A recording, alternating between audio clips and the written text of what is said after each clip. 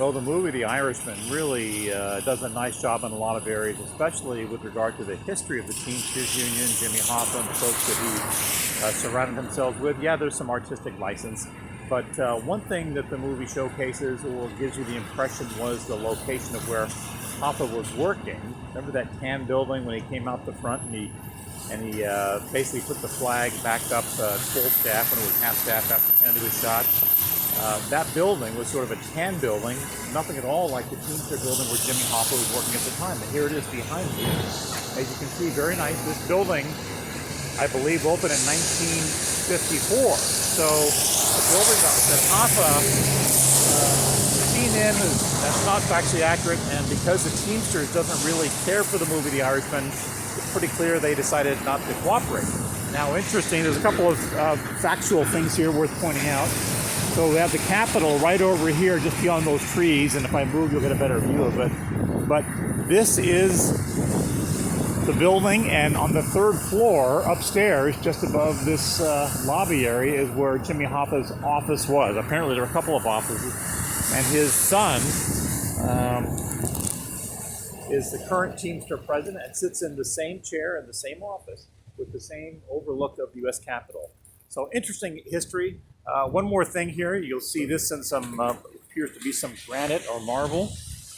This was apparently installed in '54 when they opened the building. This is the General Executive Board at the time with Dave Beck as the General President. But if we zoom in, fourth on the bottom, there you see James R. Hoffa as a member of the leadership here. James R. Hoffa, 1954.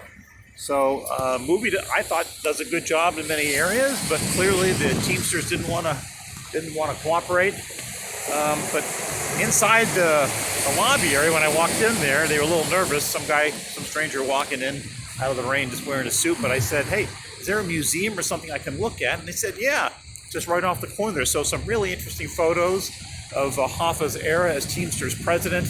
He has a memorial scholarship fund dedicated to himself in there, and nice little bust of him. So anyway, good history here, and this is right around a corner from a space launch system conference I just attended over the last 2 days. So it's kind of neat to come down and see some history. And anyway, I'm still walking past the building, but it's a rather large building here that they've got. I mean, it is huge. It covers almost a full block. I'm going to show you just the back side here. And this is on New Jersey Avenue Northwest. So take a look as you're walking around. Off to the left, you're going to see the U.S. Capitol. Let me just get right down here. And, well, there's the Hyatt right across the street. All right?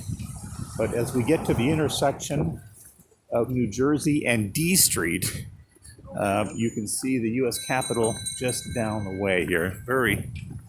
Got the trees in the way, but there you go. There's the U.S. Capitol. And when you look this way, this is the back side of the Teamsters Union. And there it is. But I'll tell you, for a building constructed in 1954, it's beautiful inside. A lot of marble, really, really nice.